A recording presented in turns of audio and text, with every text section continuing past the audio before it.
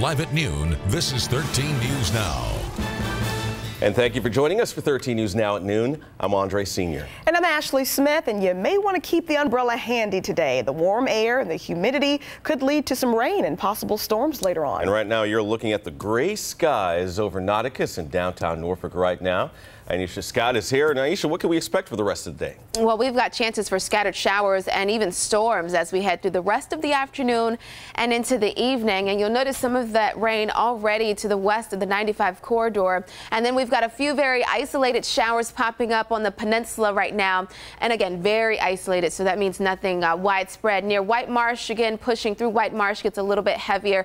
This little downpour that continues to push over the bay, it will continue to move eastward. So again, we're going to track the chance for showers and a few isolated storms as we work our way through the afternoon and evening hours. Now, the entire area has been upgraded to a marginal 1 risk. At first, it was just the southern half of the viewing area. So everyone is in that green, which basically means some of those storms could be on the strong to severe side, producing heavy downpours, which could lead to localized flooding and also gusty winds. Now, temperatures have climbed quickly, not quite as warm as this time yesterday, but 85 right now in Norfolk, 87 in Newport News. We're in the low 80s in Ahoskie and Melfa. You're at 82. Good afternoon. If you're joining us from Matthews, you're at 81, 83 in Hampton, 85 in Gatesville, and Moyock, you're sitting at 82 degrees. So 87 by this afternoon, warm and humid with showers and storms, not a washout. And again, everybody may not see storms, but we will have a pretty good coverage of showers and storms as we head into the afternoon hours. I'll time out everything for you with Futurecast coming up in just a little bit. Andre? All right, if you have not done so already, now is the time to update your hurricane plan, and it should include this. This is a zone-based evacuation plan for the peninsula, also the eastern shore, and also the south side as well. This should be on that evacuation plan. Yeah, that's right. Virginia emergency management officials are changing how and who they evacuate when things start to get messy. And it all comes down to one question. What zone are you in? Elise Brown has more. Hurricane season is here, bringing with it intense rain and wind. Well, it can be very powerful. The Virginia Department of Emergency Management reworked the state's evacuation plan. The old model was tier-based. The new one goes by zones. Norfolk Emergency Preparedness and Response Director Jim Reddick is one of the many who were consulted on the idea. And the idea is really not to over-evacuate the population. So if it comes time to evacuate, we're going to evacuate those who really need it, to run from the water and hide from the wind. The new plan took 3 years to develop and a lot of research. The state classifies the zones into different colors. Blue is Zone A and is at the greatest risk.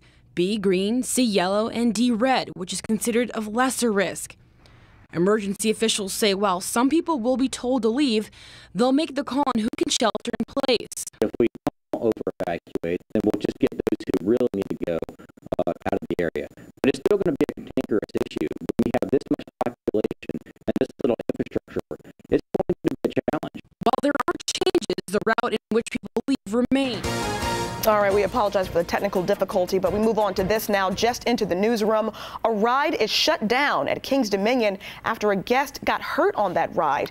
Now, a spokesperson from the park says that yesterday a woman was on the Tornado, and that's a tubing ride in Kings Dominion's water park. At some point during the ride, the woman suffered an injury. The lifeguards pulled her out of the water, and park medics rushed her to the hospital. Right now, the ride is closed while park staff investigate this incident. A man is hanging on to life this afternoon after his plane crashed near Richmond. This is pictures from the scene right now, or a picture from the scene sent in to us by police. They show that single-engine plane nose down in a Buckingham County field. Investigators say the plane had just taken off from a private runway yesterday when the engine stalled. The pilot was flown to the hospital, and the only other passenger on board that aircraft, his 11-year-old son, who was treated for cuts and bruises. Investigators will be back out here today to get more answers to what caused this crash. Well, 79 people are now U.S. citizens, and this is after a naturalization ceremony in Richmond yesterday. Now, they came from all over, all for one thing, to experience the freedoms and opportunities the United States offers. One of the main things is the political freedom, just being able to express your opinion and in any shape or form that you feel appropriate, and don't feel like you need to censor yourself as much. That's definitely something unique. Now, that is Yasemin Atiyah, and her family came to the United States from Iran in 2010 to get more educational opportunities, and today she's a medical student at VCU.